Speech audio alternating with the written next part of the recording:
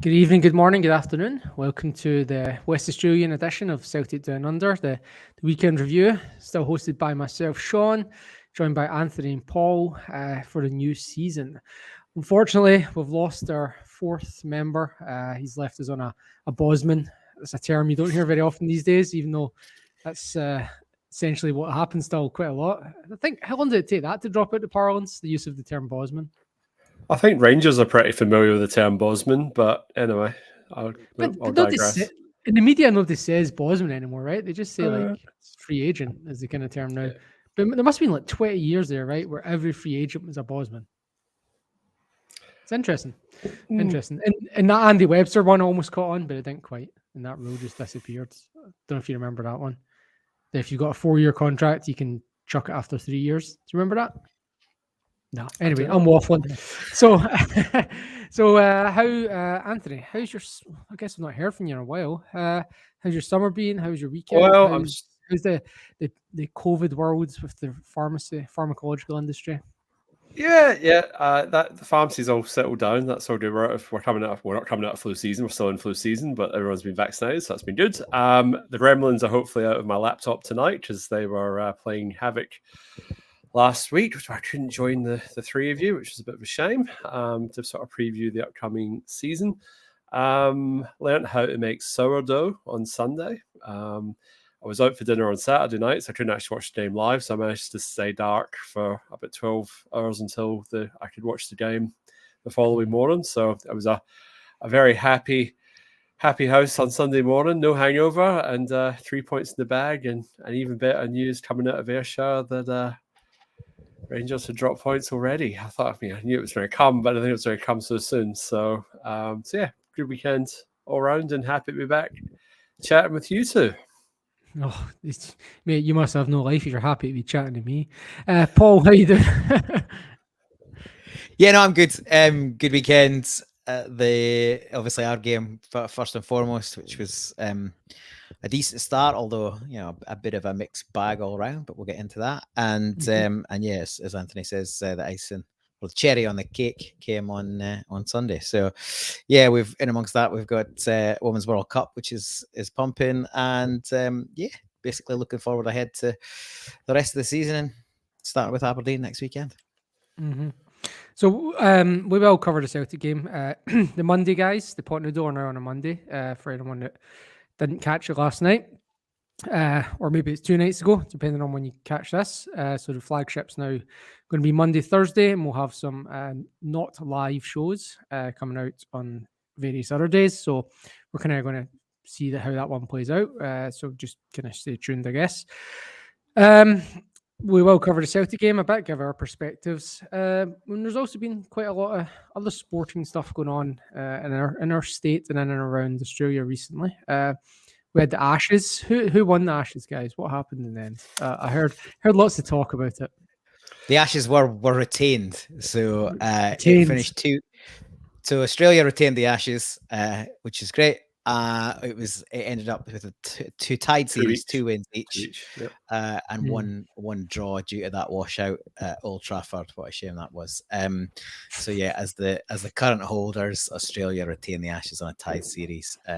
So yeah, too much gnashing of teeth from the English, who should have won 5-0 apparently. But there you go. Yeah, look, I don't care much for cricket, but I do care much for seeing the English get beat and hearing them having a good old moan about it.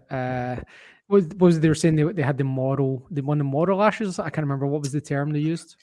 The spirit of the Ashes, the moral ashes, but anything that wasn't actually real wins was being claimed. Despite some interesting twists and turns on the actual spirit of the Ashes. Spirit of Ashes when it suited him, essentially. Equally putting up catches for reviews that they knew fine well had dropped. So the spirit of the Ashes was bandied around as a phrase.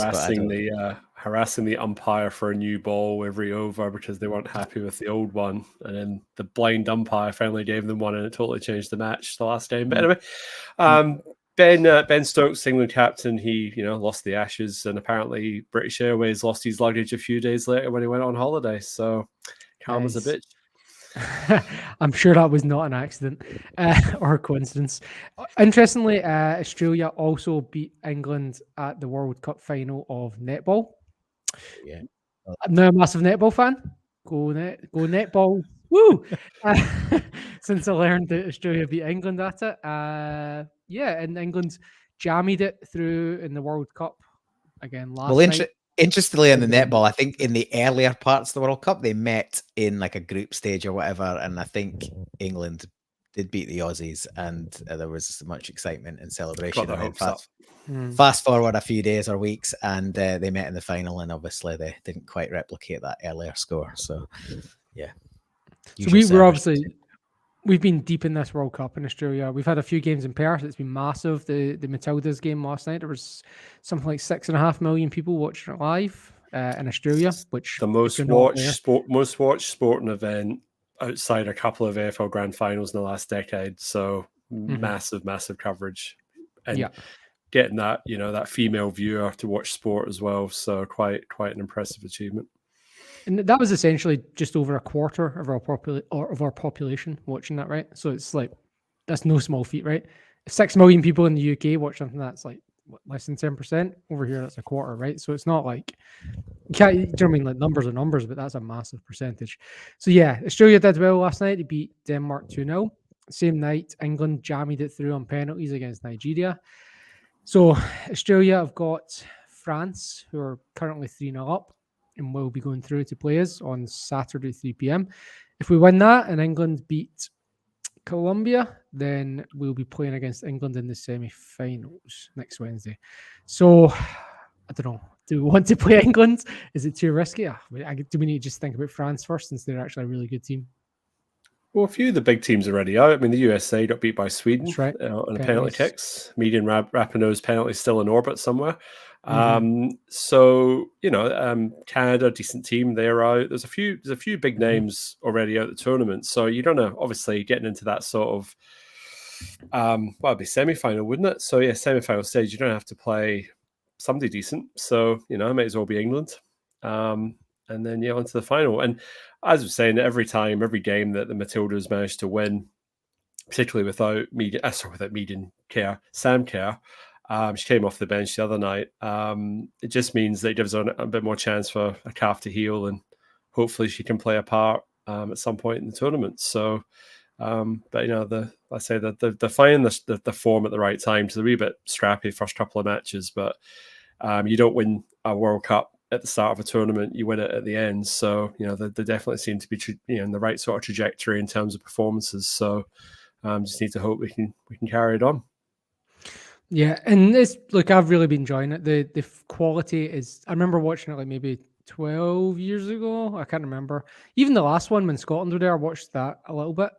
And the quality in this one is just so much better. I don't know if that's just because I'm watching Australia, who are full of like Real Madrid and Arsenal players, right? So I don't know if that's what it's a bias thing, but the quality is just so much higher than it used to be. The quality is higher, and look, I think there's a few things. The quality is definitely higher. Interestingly enough, I was watching, I think it was maybe in the England-Nigeria game, and they were talking about the fact that it was the second back-to-back 0-0 draw. And I think, the record for 0-0 draws. And interestingly, and it makes total sense, this has been celebrated because it was showing the quality of the defensive work traditionally Tactics, without, the tactics.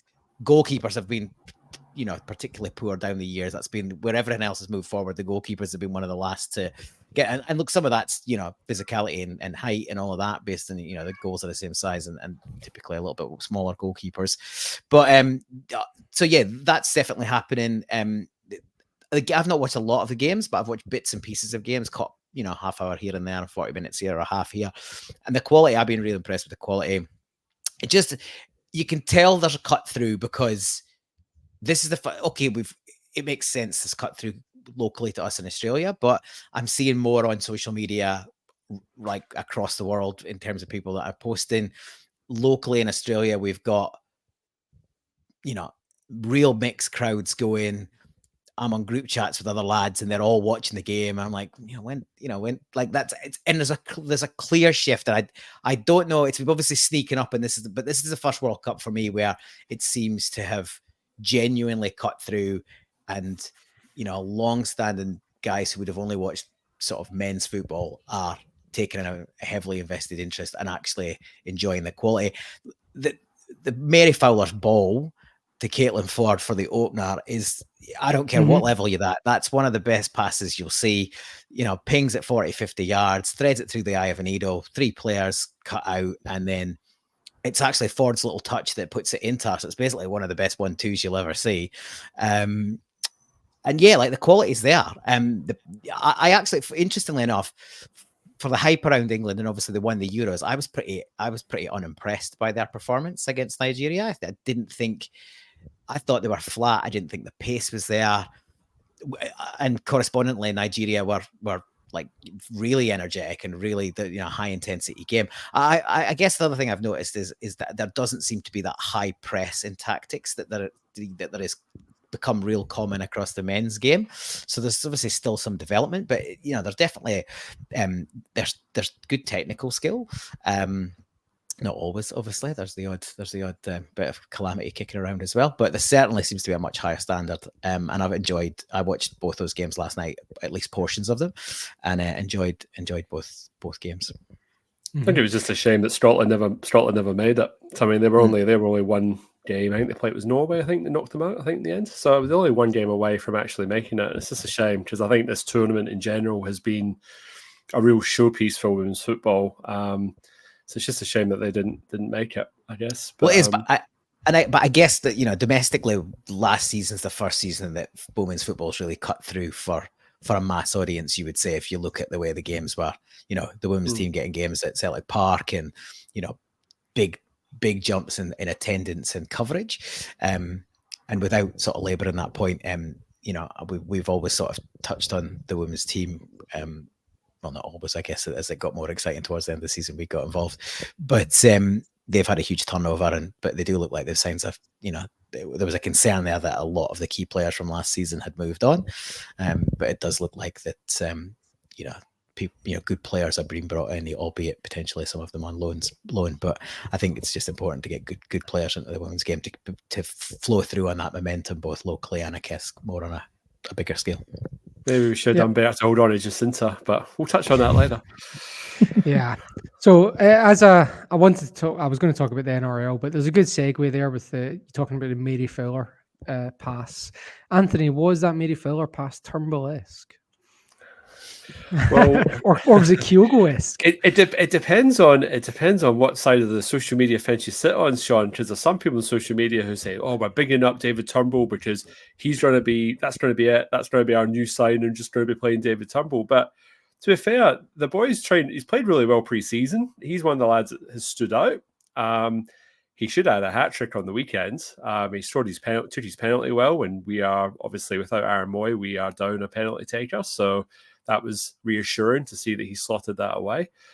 He took his goal really well. Did that bouncing trajectory to sort of get it over the defender and at the roof of the net. That was skill. So that was tick.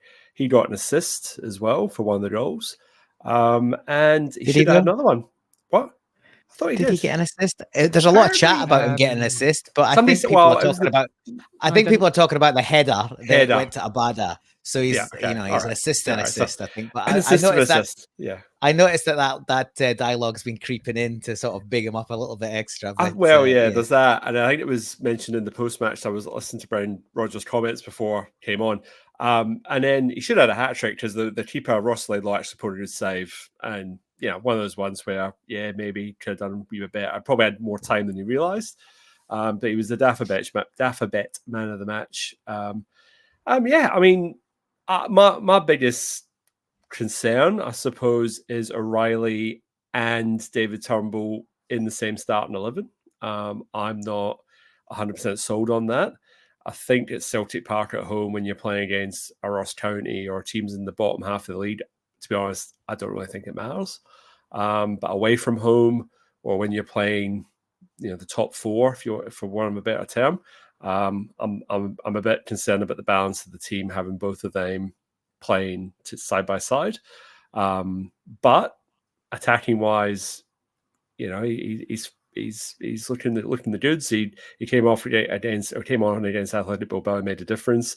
He looked good against Osaka when I watched that game. So, I think Brendan Rodgers was rewarding preseason form, and and he played him ahead of Rio Vitati, which, rightly or wrongly, there'll be people that will just, discuss that and dispute that, but he's just picking on form, which at the start, this time in the season, I think is fair enough, because you know what Rio can do. You may as well go and see what David Turnbull can do. I reckon that there's a shade of European squad to this decision, because when you look at it, there's 4 Scottish players starting the game, which is something that's not happened very often recently. You got another 2 on the bench. Forrest is on the bench ahead of Haksabanovic or Bernabe, which is interesting in itself. And then if you look at all the names we've been linked with in the last week, we talked about them. I know you didn't manage to get in, Anthony, but we talked about them last week, Paul. Look at the names: Harry Suter, Scott McKenna. We were saying last week how they were just above our range, and their 2 names we've been linked with in the last week. I think there's definitely shades of European squad building going on here with the Turnbull inclusion. But what Brendan Rodgers is saying publicly is, and he's used the term twice now, both before and after the Ross County game, he used the term to describe Turnbull as efficient. So I wonder if that is actually coming into it as well, because we all know that Hatate likes a showstopper of a pass, and he's as likely to lose possession as he is to find that kind of amazing through ball, if not more likely. So do you think there's a change of focus towards more efficiency? Is this Brendan ball coming in rather than Ange ball? Look, there could be a bit of that. I've heard a lot about Rio's had an awful preseason. Turnbull's had an amazing preseason. There seems to be a bit of revisionism for me this early in the season. I think look at that ball Hatate sprays out to Abada for me, one of Meira's early goals in the Marinos game, first proper game. Everyone was raving about that, right? And he's had some good bits of play across preseason. I think what sticks in people's mind is that sloppy, ball back into the middle of the pitch, over the shoulder, blind pass that caused that opening goal against Bilbao. And if he's punished him for that, maybe fair enough. But look, Rodgers is definitely gonna he's definitely more keen on possession-based football, whereas Ange was much more about get forward, commit teams, put them under high intensity pressure, and Rio's forward movement of try to pass between the lines, albeit that sometimes that wouldn't come off, was key part of that.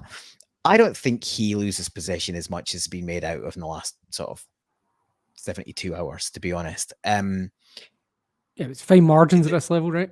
Well, yeah, but it's not fine margins against, to Anthony's point, it's not fine margins against Ross County. So I think he's taken the opportunity to maybe clip Rio's wing slightly after a bit of a sloppy showing the other night, and let's give DT a bit more time. Be very interesting to see. My biggest surprise about Hatate wasn't that he didn't make the first, the midfield 3, albeit that was the expectation, is that he persisted, he threw Ralston in when we know for a fact that Hatate can fill in that spot, and Iwata's filled in very well over that period.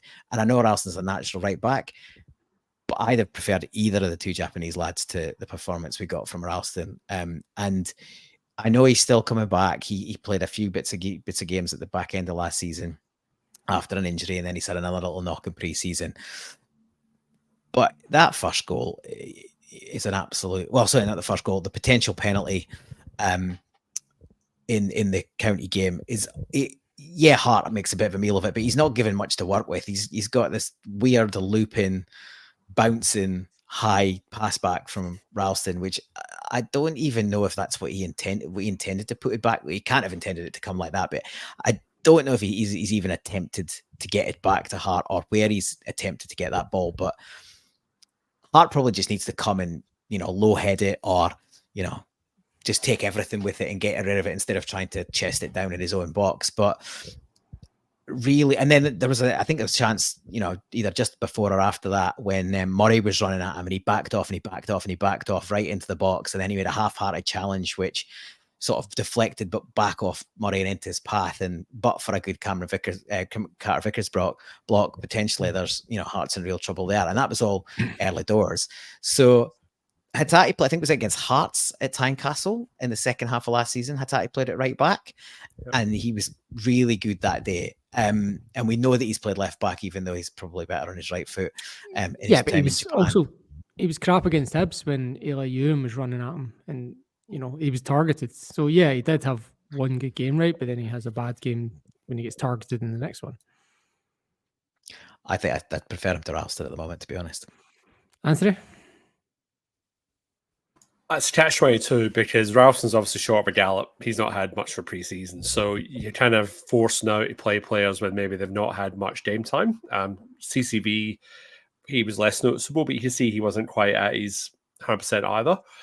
So you're sort of saying, well, it's still 3 weeks to go in the transfer window. Is Brendan Rodgers sort of saying, well, we need to have a bit of a look at players and going, well, am I going to be happy with him being my backup right back for the season? Do I need to draft someone else in?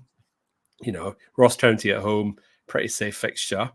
So I agree. I don't think Ralston had a very good game, and he was struggling. He didn't really get forward much at all, and I don't think that was necessarily a positional thing or a tactics thing. I think he was just playing within himself just to make sure he didn't blow a gasket sort of thing. But I thought Iwata didn't really put a foot wrong at right back during the preseason. So part of me was like, well, you could easily play Iwata there, but I guess he wants to see what Tony can do, so that's fair enough. But are we happy with him being our backup right back all season? Once he's fully fit, will that make a difference? I dare say it will. How far away is AJ? Are we talking months? Are we talking less than 4 weeks? I think the target was Ibrox, wasn't it? I read something today that the week before is when he's back. So he'll make a difference. He'll make a difference. Of course he will. But if he's only coming back the week before, then is he 100% come that game? Probably not. Yeah, this is what the manager paid the big bucks for. But just quickly, if it's up against those job lots that we've seen at the weekend at Kilmarnock, then I don't think it's too much of an issue, right? Well, I'd probably want a Tony Ralston in there. Actually, I know that AJ is a slouch when it comes to physicality, but they're all the one thing the Huns have done is they've signed 6-foot monsters. Like they're all tall players. I'm not saying they're good or technically gifted, but they're big. But those long ball tactics didn't seem to be working against Kilmarnock. So I'll tell you what, the more time goes by and the more I see of him, the more I think Anthony Ralston should be playing at centre back. I just see it in him, right? Like when you see, because one of the big criticisms, right, of Greg Taylor or Burnaby is that if there's a ball at the back post, they're ducking out it, right? Whereas Ralston absolutely will not duck out of any cross ball, right? He dominates aerially. Anything goes to that back post when he's there, he's winning it, like by hook or by crook. I feel like he's more of a centre back, to be honest. I think he's hit his ceiling as a right back. He hit it last season. Well, I mean, I think he needs to get back to fitness, and then you can judge him fairly. I think he was not thrown the deep end, but he's not had a real game time. So I mean, I'm willing to give him a pass this game sort of thing to sort of get him a bit more match fit. And that was the other thing. Just I flip back to David Turnbull just very briefly, but Brendan Rodgers did say he needs to work on his physicality and his fitness. So Brendan's obviously not saying he's a finished article or like I'm completely 100% happy with. David still has things to work on sort of thing. But the telling thing was Matt O'Reilly in the press conference post-match. Did you see that little interview with when he got man of the match? Yeah. So it was Matt O'Reilly and David Turnbull, and Matt O'Reilly presented him with the man of the match award. But he said that, this boy or man, this guy, he trained every week last season, hardly ever got a game. And I feel he was hard done by Ange. So that's the second time that Matt's come out and had a wee sneaky dig at Ange. So obviously maybe didn't go on as maybe didn't happy with his tactics and not his tactics, but his demeanor and personality sort of thing. Yeah, so. Probably his man. I think maybe his man management. Yeah. He didn't name Ange. He just said he was too good to be sitting on. Too good to not be getting games is what he said. But yeah, the underlying dig was there for sure. I think I've read and listened to a few things. I think the thing with Turnbull is in a Brendan Rodgers team, unlike an Ange team, a lot, like if you call somebody like a luxury player that isn't quick, isn't gonna high press and show massive intensity, there probably is room for a player like that. Like look at Rogic. Rogic flourished under Rodgers. So, and you know, they're kind of similar players to some degree. Albeit I think Rodgers is technically more. Sorry, Rogic was more technically gifted, but they certainly got that kind of sort of relaxed demeanor. And look, Turnbull's got lots to offer. You know, great shooting ability. You know, can spot a rock. You know, can run men behind. He's calm under pressure. He's a good finisher. He can pick a pass. But he's always his main lack is that pace and intensity and a bit of physicality. Maybe he can get away with that in the Rodgers team. But is he able to step up to Champions League level? That's the big question for me. That's not the big question. The big question is, can he dance in coordination with yoga instructors on TikTok? Because that's obviously what makes an attacking midfielder, right? It's taking water bottles away from opposition players. This is what makes an attacking midfielder, right? TikTok Todd didn't even make a start on the weekend either. He was benched as well. The only thing I'll say is pushed off the ball. Hilarious. I saw that as well. Didn't even get 56 minutes. Never mind 56 title. Oh dear. I was going to say I expect David Turnbull to sign a new contract in the next 3 weeks. Good, Just the amount of social media activity at Celtic HQ would suggest that we are being softened up for a David Turnbull contract extension. And if he's part of the manager's plans and he's a Scottish-based player and it ticks the boxes, cool. I couldn't see it last season under Ange. I can see it this season under Brendan. Different strategies. Yeah, cool. I was going to say I agree. I think, particularly given if he's going to be part of the plans, obviously we need Scottish players for the squad. My concern is, does it sort of edge Rio to the door? And that's what I was going to ask. Because the noises, so there's a couple of ways to look at that. He's clearly been offered a contract extension and refused it, because there's no way that Kyogo and Maeda have been offered a contract and he hasn't, given his contribution. So he's chosen not to accept that. He's on a long contract at the moment. Fair enough. We know he's got, he's a wee bit, he's not older than Kyogo. He's not older than any of them, but he's older than the kind of core model of players that are in the very early 20s. I think he's 25, probably coming on 26. Yeah. So he'll want that move to the Premier League very soon. So but then the flip is that the noises he was making, via social media and other interviews, was that he was looking forward to the season ahead with Celtic. So on PR. That base, sorry, that's PR, right? Yeah, but he doesn't have to say anything, right? You could just communicate. He's probably his PR agent. Well, but why put it out if you don't? If they want to weigh their managers usually. So like leaking stuff into like the Daily Record and stuff like that. So that hasn't happened. So So on the face of it doesn't have to answer to any journalistic rules or laws. So you just leak it to him, right? But so my point is, on the face of it, like until obviously prior to the weekend, the expectation was he would be here for this season, or at least past the window. The concern is that we've all been quite relaxed about the window. There's still time. We know that if we're interested, we as us three have been relaxed about the window. No, and I'm talking about the illustrious panel, not necessarily the broader support. I think there's a good chunk. There's a split. Downgrade.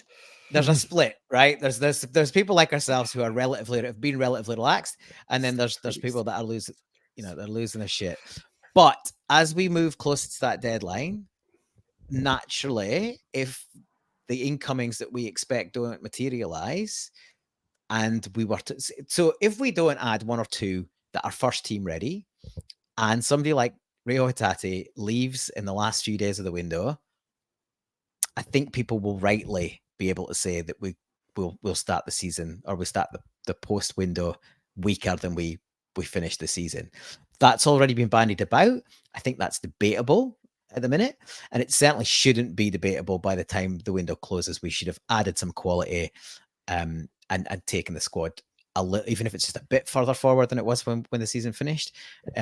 I think that's where we should be expecting to finish. But we need work, and yeah, there are 3 weeks to go, and a lot of the people that we will be tracking will have options, and so we'll have multiple. We will probably have multiple plates spinning, and some of them will crash and end up somewhere else, and some of them will pluck off and hopefully end up in the squad. But I would be really disappointed to lose Hatate this window, because we all know what he can offer, regardless of the tweaks that in terms of how he might be used in a Rodgers system compared to an Ange system. He's just a good footballer. He's a great footballer. So once things settle down, if he's still around, I fully expect him to be a first pick. One of the transfers that's really been blown, one that we were linked with, it's just completely blown out of the water now, was that Man United rejected a £30 million bid for Scott McTominay. So we're definitely not in that market, we can say for sure.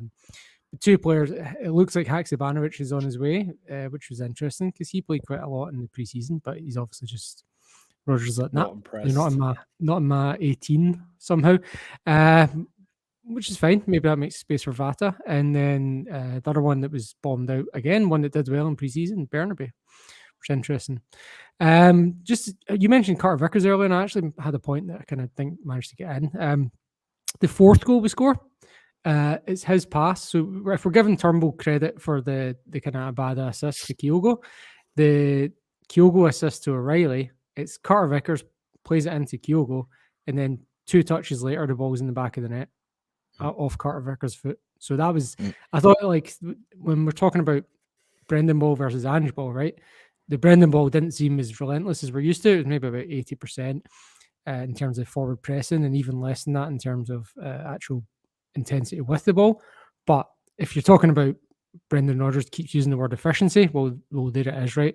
Centre back, striker, midfielder bangs a goal in, 3 touches and a goal, right? From the halfway line, and that's efficiency, right? I think I saw something on. Sorry, Popo. I saw something online today saying that a lot of people would probably take less goals from Kyogo this season, but he'll have more involvement in the game. Because the one thing with Kyogo the last 2 seasons is that he barely touches the ball, he hardly gets even near it, and all of a sudden goal, and it's like. His goal to touch ratio was probably one of the best in Europe over the last 2 seasons. I suspect this season, from what we've seen so far, he's obviously going to drop a lot deeper. He's going to be interconnecting the play. Defenders, Paul made this comment in our group chat during the weekend that defenders don't know what to do. Do they stick or do they twist? Do they go with him? Do they let him go? And that was a perfect example. He peels off the centre halves, flicks the ball in front of Matt O'Reilly, and fair play Matt O'Reilly. He absolutely buried that. I mean, he had the time, but he top bins, picked it out sort of thing. And a great goal. And like you say, Sean, very efficient, very direct. And if there's a little bit more of that, and Kyogo maybe scores 5 less goals, but picks up another 6 or 7 assists, cool, no worries. Fine with that. And he's still doing typical Kyogo things, because that, Abada, Kyogo 1-2 that was vintage Ange anyway. So if we can retain some of Ange ball in the sense of the attacking wide play threat, and still add new sort of nuances to Kyogo's game, then I think we're onto a winner.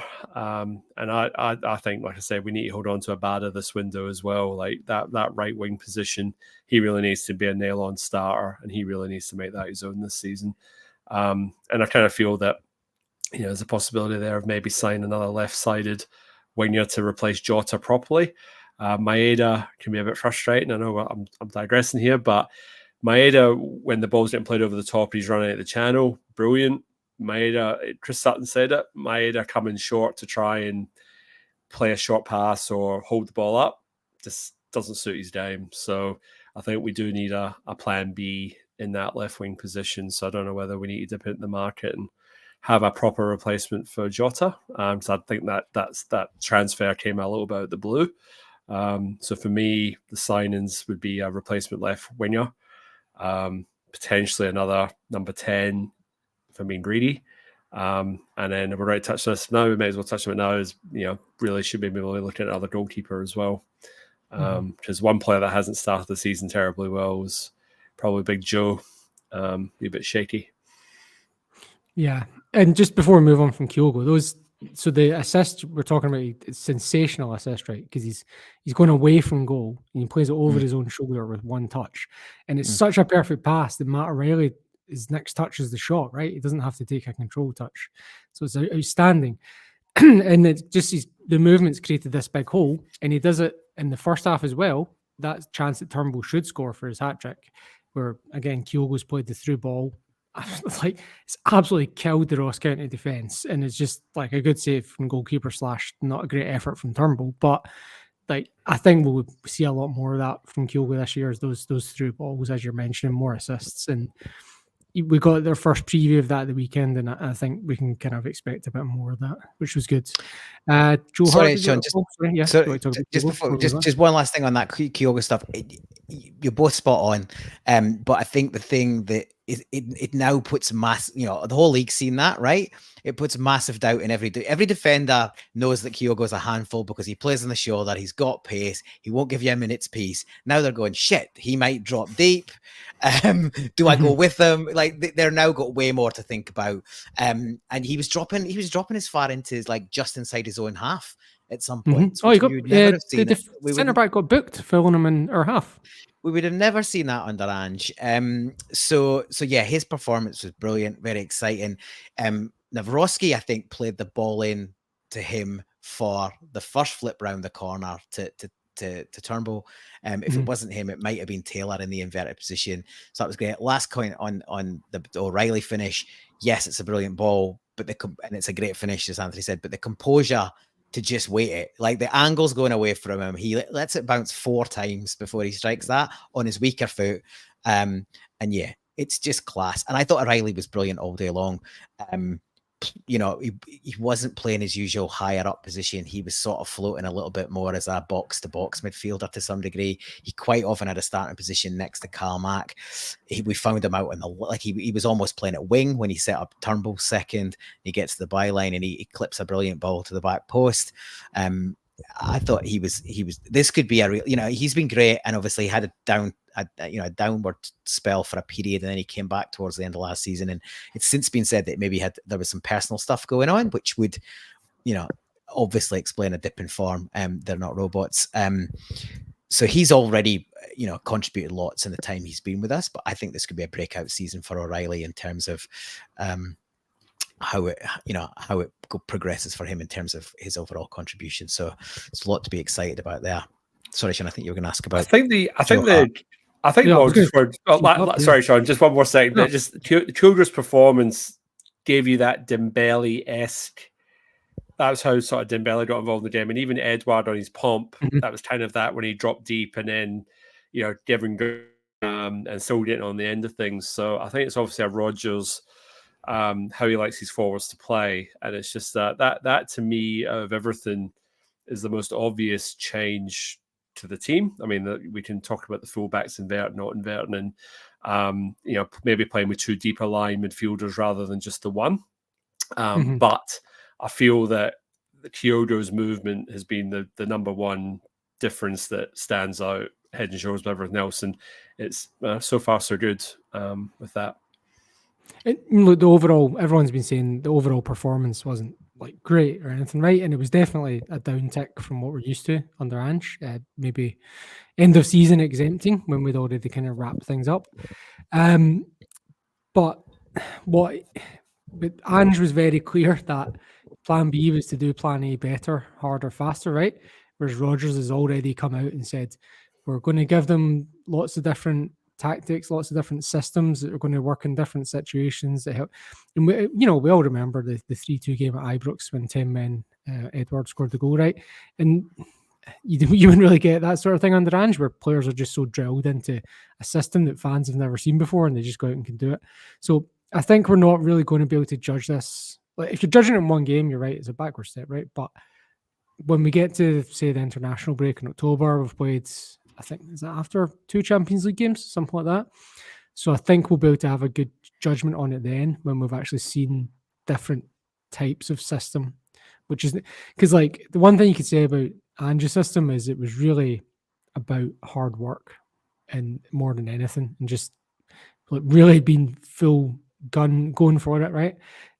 The 5 subs, and if there was no injury, the 5 subs were the 5 forward players, and so I don't think we'll see that sort of thing under Brendan. I think we'll see tactical changes much more often. Are you guys want to comment on that, or should we touch on the goalkeeper situation? No, I think tactically, I think I'm happy with, we've covered the tactics. I think you're right that we will see different things under Rodgers. We've seen that before. Yes, it wasn't an amazing sort of fluid match, but it's game 1, right? We haven't, and a couple of people have made this point. We haven't played as many competitive games at this point in the season because we're in the luxury of not having qualifiers. So we've only had friendlies, and then we're straight in. So we're obviously not fully up to speed. And Ross County at home on Flag Day is a pretty good place to start if you're not 100% on top of your game. So I think it is what it is. If we're still performing like that in 2 or 3 months' time, then we've got problems, but not on day 1. And I think Rodgers was pretty honest with that in his post-match as well. He sort of said, happy with the result, not happy with how we started. There's room for improvement, but, it's still early days. And I'm trying to find this post that you liked on Twitter, Paul, but you like that many bloody things. It's unbelievable. I'm going back through. Here we go. I finally found it. Ange's first game last season, right? So shots 21, on target 9, 69% possession, 684 passes, at pass accuracy of 88%. Brendan's first game this season, 18 shots, 12 on target, so more efficient. Possession, 75%, so 6% better. 806 passes, so more passes. Admittedly, a lot of those will be, square passes and whatnot, but a pass accuracy of 90%.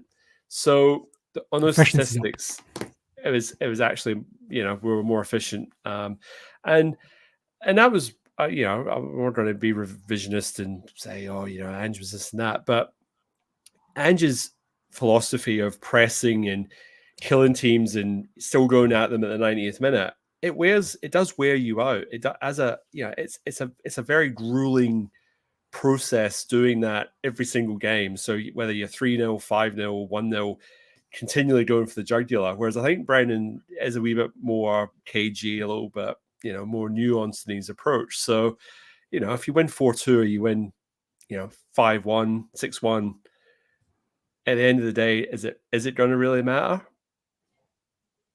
Probably. Yeah, well, we might just enjoy it a little less, but we'll still enjoy winning.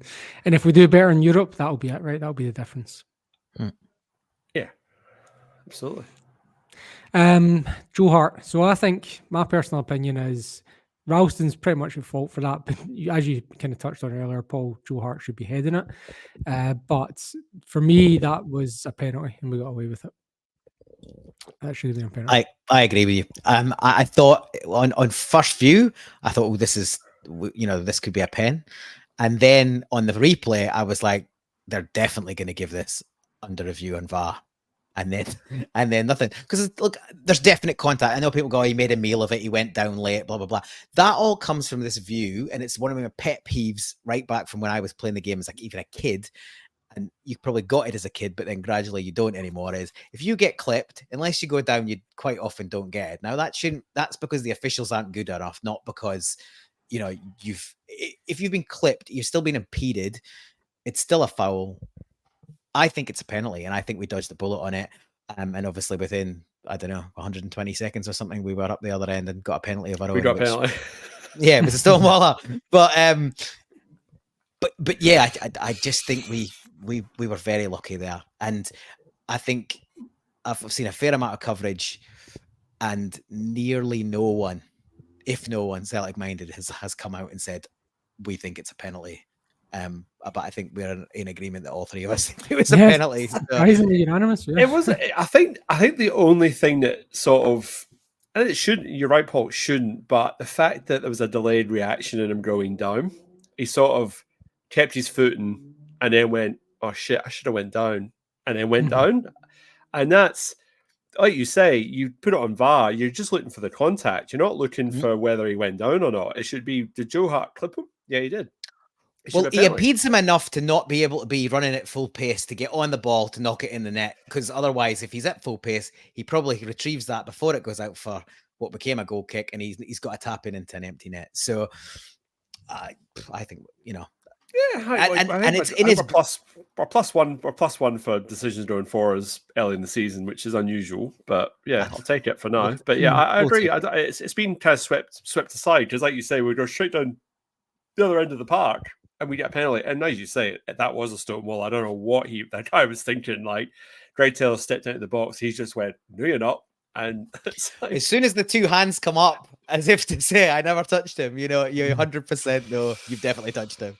You only do the no hands, the no touch hands up in the air if you. Yeah, when you've completely balls it up. And then, all right, so we're trying to talk about Joe Hart here. So the first goal that we concede, Joe Hart. I mean, the guy's header in from 4 yards out, and Hart's completely missed the flight of the ball.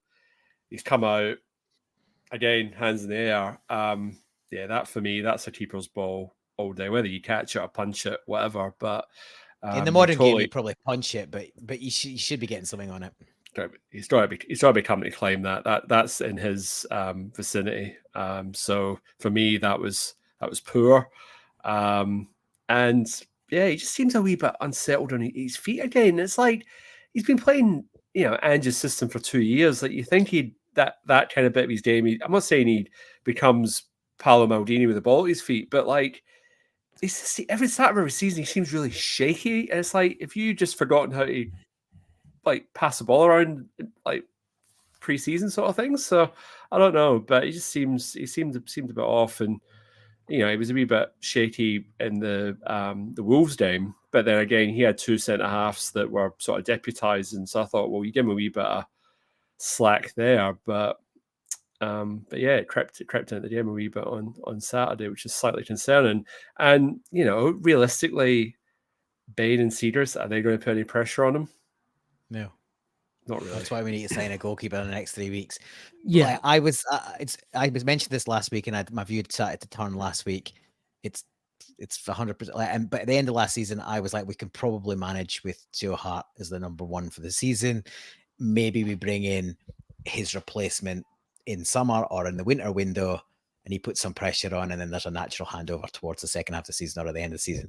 I don't think we can afford to wait, and I'm hoping Rodgers is on this of the same view, given what he's seen in pre-season and on Saturday, because that's now pretty much nearly every game, if not every game, there's been a key error or an error that's gone towards either a penalty or losing a goal.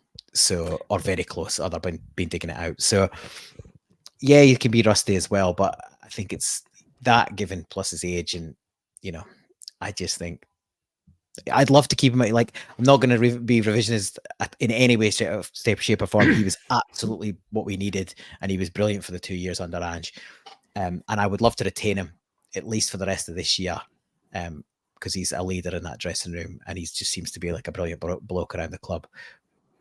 But all that said, we can't play favourites or be sentimental about what's coming up in the next few months of the season. And we need a decent goalkeeper, and we need it now. I think we're in lockstep with each other here, and we're kind of in lockstep with like every other Celtic podcast. So I don't think we need to kind of pile on too much more. I just think that you get to that age, unfortunately, when you stop and you start again, sometimes lose it. And this is what happened to Scott Brown in the COVID season. He just, because of that interrupted season and they stopped football early and he had a longer break, he came back and he just wasn't as influential. He wasn't the same. And I know outfield players have a shorter duration than goalkeepers, but maybe this is just the natural, I won't say natural order of things, but maybe he's just come back and he's just lost that, not lost that yard, but whatever the goalkeeping equivalent is. It happens in cricket. The players just lose their eyesight. They just can't see the ball. The batters just can't see the ball like they used to. Maybe he's just in a similar boat. It's just that 1 year extra is just tipped over the edge. But the criticism is that there's not enough pressure on him to back him up and give him someone who could take over, because Big Seekers, he's been injured, but he couldn't get looked in under Ange, but I don't know, it's very change under Rodgers, and Scott Bain's basically filling a Scottish jersey, really, and he's tells good jokes in the change room, so that's that. Yeah, so like as you said, senescence does come for us all. So we'll kind of put a pin in that one there, and it does seem to be kind of the message that we're all in agreement across many broad platforms at the moment. So hopefully we'll see some movement there. We'll circle back to the Celtic game just to wrap up later, but there was a couple of other goings on in Scottish football and over the weekend and this week as well. We've had some. So obviously before the season started, there was a lot of chat about this Sevco going for 56 thing, and on the weekend they achieved it. Fantastic achievement. They managed to make it 56 consecutive games in the league without a penalty. Congratulations to Sevco. They hit their target. They were going for 56 and they got it. So well done to Sevco. Anyone want to pass on any congratulations to them? No. So they last conceded a penalty against Aberdeen in January 2022. That sounds about right. January 22, and we've been. That was back then. They were top of the league, and since the 2nd of February 2022, which was 2 weeks later, we've went top of the league after the 3-0 win, and we've been top of the league since then, including after opening day victories. So at the end of every match week since February 2022, we've been top of the league. I've got an interesting statistic for you, Sean. You love your stats. Kilmarnock beat Rangers 1-0, so that's their first opening day victory in the top flight in 5 years. Killy have won 5 of their last 8 matches against Rangers in Ayrshire. So that's some statistic. I mean, drawing, losing. So they've actually lost 5 out of 8. And that's something that didn't get talked about pre-match or anything like that. It was just expected that the Rangers were going to go there and win with their new team. They looked like a bunch of no-hopers, and it was good because, like, when you sign a lot of new players, right, there's a lot of unknowns, and right, any unknown could be good or bad, right? So it's just unknown. So there's a fear of the unknown, right? This team could actually be good this year, but that 3 up front just looked crap, right? Like as Mickey Beale said, they're not quite Real Madrid yet. And that was a pre-match comment. I saw one of the social media things of the Sevco fans, like with the Sevco players went over to do the kind of thing at the end of the game, and the Sevco fans were doing nothing remarkable about their reaction, all the language you would expect, right? But the thing that was remarkable most to me was I think it was Sima, and he was just standing there like on the 18-yard line, just like, what am I doing here? What is going on here? Is this real? Like, are fans actually abusing me because we lost an away game here? And he just looked like he wanted the earth to swallow him up. And I was like, oh, I can't wait to play this guy. Never know, he might turn around and make me eat my words, but he looked like he is going to absolutely fail. Well, they got rid of Sakala. And I mean, he was one last season that causes like pace problems. I mean, admittedly, couldn't hit the side of a barn door with a strike, but he actually causes some issues, and he has some pace. And that one thing that team, the highlights I looked at on the weekend, is they have no pace whatsoever. So interesting tactical decision from old Molly boy. But yeah, Paul, any thoughts? Oh, my only thought is, I watched the highlights as well, but the only thought is really just the goal they lost, right? So we all know that they filled their team full of monsters, right? Giants. A long throw comes into the box. Nobody heads it. In fact, Suter misses it from a header. It drops and bobbles between his legs. Nobody reacts, including him, to that. And then Lyon smashes it in the far corner. And they all look at each other. There's a brilliant close-up right after it goes in where Tavernier and Goldson are sort of looking quizzically at each other and shaking their heads. Like, this shouldn't come as a surprise to you. They've lost terrible goals all for years, and I think the problem is they believe their own hype, right? So I don't know if it's I I genuinely don't know where they're. It's got to be blind faith, right? They own that. It has to be blind faith because there's not a chance these lot. They can barely string a sentence together. Some of them, right? And how do they know what these blokes that they've picked up from the middle of nowhere? How do they know what they look like beyond a YouTube clip? And we all know what YouTube clips. Everybody looks a superstar on a YouTube clip. So, obviously, Twitter, and I refuse to call it X, so it'll be Twitter forevermore as far as I'm concerned. Twitter went, as you would expect. It's my hell and I'm going to die on it. Total, well, don't get me started on Elon Musk. So it's Twitter, so we're sticking with Twitter. It just went into meltdown, as you would expect. Day one of the season, it's in total meltdown. The revisionism started. He was never good enough. He's a first team coach. Yeah, the Michael Beale thing, Michael Beale was never Rangers standard, whatever that is. It has to be his own season. Wait till he builds his own team, and he's built his own team, and then in one game So that long may it continue. Let's not, I guess, get too far ahead of ourselves. We were a lot better than them, but it does take. Look how we started Ange's first season. Now, I'm not saying they've put a team together like Ange, but they've brought in 9 or 10 players. It is going to take them time to gel and get up to speed and stuff like that. But long may it continue. We're not going to slip up too much. You wouldn't have thought. So every point they drop now is just going to heap more and more pressure on them. So we're recording this on Tuesday. So tomorrow night is I think it's tomorrow night. Is tomorrow night? Yeah. Thursday morning, our time. Wednesday for those of you in the Northern Hemisphere. That's a massive game now, right? And they've got to go. I think it's home at Ibrox first, and then they've got to go away. So, if that goes badly, we know what the Ibrox crowd's like. If that goes badly, they'll turn on them. And what's that going to do? Confidence levels. And then they've got to go to Switzerland the following week. So really interesting. Obviously, PSV or Sturm Graz to come, even if they can get past the Swishoes, which is one of the ways. Napkin FC, Swishoes is a couple of little nicknames for Servette. Serviette, I called them by accident the other day, but hence the jokes.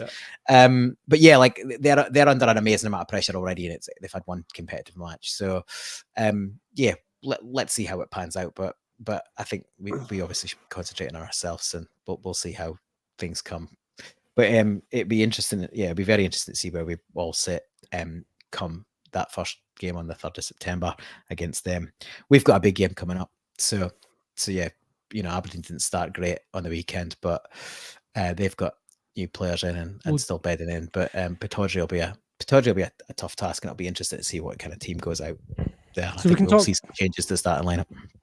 Talk really briefly about Aberdeen, who got had what looks like an amazing European draw to get to they've got one qualifier, I think, to get to. If they win it, they go into the Europa Conference League, and if they don't, they go into if they win it, they go into the Europa League. If they lose it, they go into the Conference League. And it's a game, so their second leg's at home, and they're playing either Žalgiris Vilnius of Lithuania or Häcken of Sweden. So Häcken just got knocked out by the Faroese champions in the Champions League. So the Faroe Islands, who have never qualified for group stage football in their life with a single team.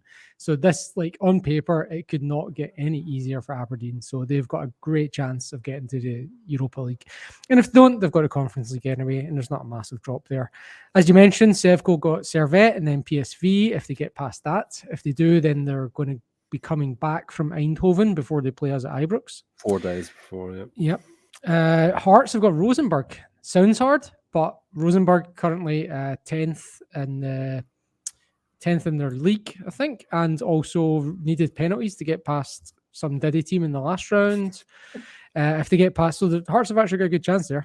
And again, so they got a Diddy team this time as well. I wonder what happens if you're Lithuania and you're going, "Oh, we've drawn an Aberdeen. Oh, fucking Diddy team, like a Diddy team from Scotland." Scotland we've got, apart from Celtic Rangers, no one's done anything in Europe in years. So you must be fancying your chances to a certain extent, surely. Yeah, it's a fair point. Is that fair Well, point? to be fair, Especially- yeah. to be fair, the Dons have won a European trophy since either Celtic or Rangers won one. So if you're looking at your Well- European history, they probably can't call them a Diddy team on that basis because they've actually won something. But I Recent get the point. last team to I beat get Real the Madrid point. in a final as well. As your Okay. pub quiz one. The All last team right. to beat Real Madrid in a European final was Aberdeen. Mm. So My which is a good prediction run. my prediction for Lee Johnson still gets sacked as the first manager in the Premiership's still looking pretty good. But anyway, Mhm. Yeah, I digest Sim that. running a 5-goal thriller. Yeah, so if Hibs have got Lucerne, another Swiss team, but their second leg is away, and so they're up against it already. They've got no And chance. if they can somehow get past that, then they'll play Aston Villa, who have John McGinn. Seems very unlikely. So it looks like, but like if Aberdeen can get a win or two, then that could help the coefficient of Hearts as well. We could always be doing with these coefficient boosters from these teams. Absolutely. Hopefully, Sevco just get smashed and down into the Conference League. That'd be great. Other news to track, just before we wrap up, Barry Hepburn, who left Celtic to go to Bayern Munich, is now back on a season-long loan at Queen's Park. So he started at the weekend and played against Inverness Cali in an away game. Queen's Park won 2-1. If you have a look at the Queen's Park squad when you get a chance, it's quite interesting. It's quite a broad squad of 19 to 24-year-olds that have kind of come from decent pedigree, decent teams. So maybe keep an eye on that. I could see them doing relatively well once they get into their new ground, Lesser Hampden. Some other interesting news. Livingston signed a player on a 4-year deal, which I don't think I've ever heard of Livingston doing, after he was refused a work permit. So they signed him on a 4-year deal from South Africa after he was refused a work permit with a view to sending him out on loan to try and reapply for the work permit in January and then presumably again next year. Bit nuts, but that's what it is. So that's kind of Scottish football's back, in it. In the news, We're yeah. back. Scottish football's back. That's the kind of nonsense we're used to. Mate, we had an absolute cinch moment in the Celtic game at the weekend when the coverage went to the fourth official who had to leave for treatment because he got a wasp sting. Scottish football is back. Classic. Yeah.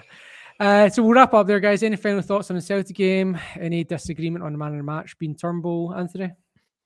I had Kyogo as my man of the match. I thought he was excellent, and I don't understand how David Turnbull got it. I think if he maybe scored a hat trick, I could definitely swing that way. But I think for me, Kyogo was very impressive. He took his goal very well, and just like I say, his link-up play was.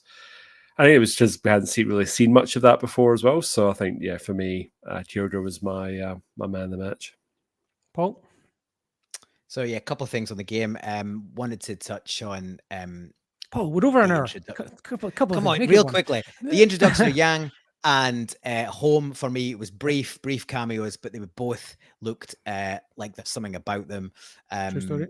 Yang looked like direct and keen to link up the play. So I'm excited to see more of him. Home had just some lovely touches and just the way he moves players around himself, around the shields the ball and moves it on. Quite excited to see how he progresses. So really, really positive short cameos from them. I hope we see a lot more of them. Depending on how bad is injured, maybe we see Yang potentially even start at Pataudry. So that could be something to keep an eye out for. I agree with Anthony. Kyogo was my man of the match as well for the exact same reasons. Turnbull, 2 goals. One of them's a penalty. He tucks it away well, but it's a penalty. And I think, Sean, you always like to say that you don't always just give man of the matches for the goals. So in this case, I agree with you. Right. And I'm with Anthony. I'm going Kyogo. I'm going to make it 3 for 3, guys. I'm saying Kyogo as well. It's easy to say Turnbull. As you said, he got the 2 goals and he's performed above expectation, which is kind of what sometimes you get it for, right? Which is why Henrik Larsson would always get bombed out for man of the match, player of the month, player of the year sort of things, right? Larsson never had 3 player of the months in one season somehow. So that's kind of, So I'm not going with above expectation. I'm going with Kyogo. Agreeing with you guys, Kyogo was the best quality on the pitch. Okay, as I said, we are over an hour, so any very final thoughts, goodbyes before we wrap up? Yeah, I just want to say it's looking obviously increasingly likely that Carl Starfelt will leave the club. So we didn't really get much of a chance to touch on that tonight, but I believe it was touched on last night with the Monday pot noodle. So I just want to wish Big Carl well. I think he was very instrumental in our success in the last 2 seasons. I always rated him, even though some people, like self-included Sean, I thought he was a bit of a bomb stare at times, but as a fellow centre half, I thought his defensive attributes were, a really good partnership for CCV, and against the Huns in particular, like he really stuck his neck on the line and did a lot of solid defending. So, if you're the romanticist, you would say that the heart wants what the heart wants. If you're Tony Soprano, the heart wants what the dick wants. So, all the best, Big Carl. And you'll go with your head held high. So, thanks for the memories. One of his heads. Paul? Yeah, well, I absolutely agree with that. Starfelt has been a big favourite of mine, so he will certainly be missed. My two quick ones, one music, one telly. The music is an actual show this is probably going out to people in Scotland. Edinburgh Festival is on. I mentioned this show probably a few months ago called Better Days. It's now got a run at the festival. It's set in 1990. It's a coming of age one-man show about a kid who is moving out of sort of that kind of baggy Stone Roses and into house music, and sort of ditching football violence for house music and the club scene and all of that. It's written by a mate of mine, but it's got a run at the festival, and if that goes well, there's a bit of a crowdfunder for a short film which might even end up as a feature. So if you're out of that vintage where house music was your thing in the early 90s, then get across to Edinburgh and see the show Better Days. It's a cracking show. And then on TV, my recommendation is Hijack on Apple TV with Idris Elba. Have you watched it? I've watched. I've not finished it, but I just you really have to suspend your. There's just a wee bit too much. I'm 4 episodes in.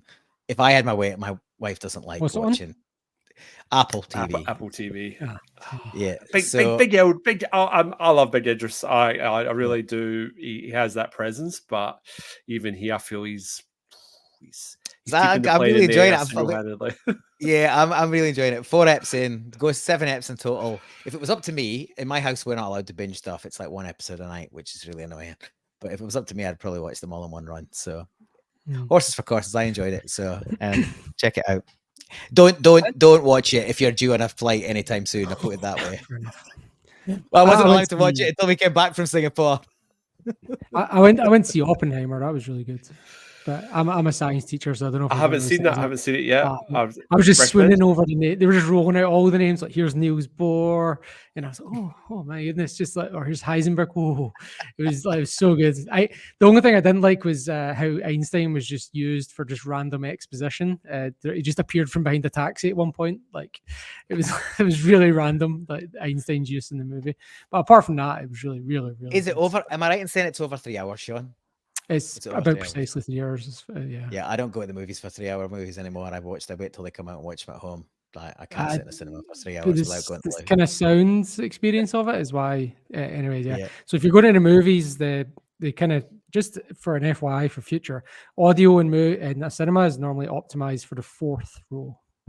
So if you get the middle of the 4th row, that's your kind of optimal audio experience. Apparently, did you read this story about there's like one bloke in the whole world bought the middle ticket in the front row or something, like, and he's just a psycho to get absolute, like, it was the only total weirdo. I seen that, yeah. It was like the mega screen, and he was just like one seat sold. Yeah, the only ticket is like on his own, right in front of the. It's like, I did see that actually, yeah.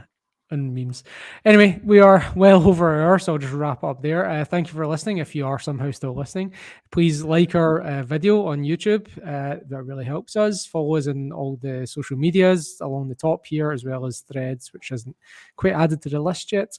And other than that, hopefully we get listen to our show on Thursday, and hopefully we get a win at the weekend against Aberdeen. And Hail, hail. Hail, Hail, hail. hail.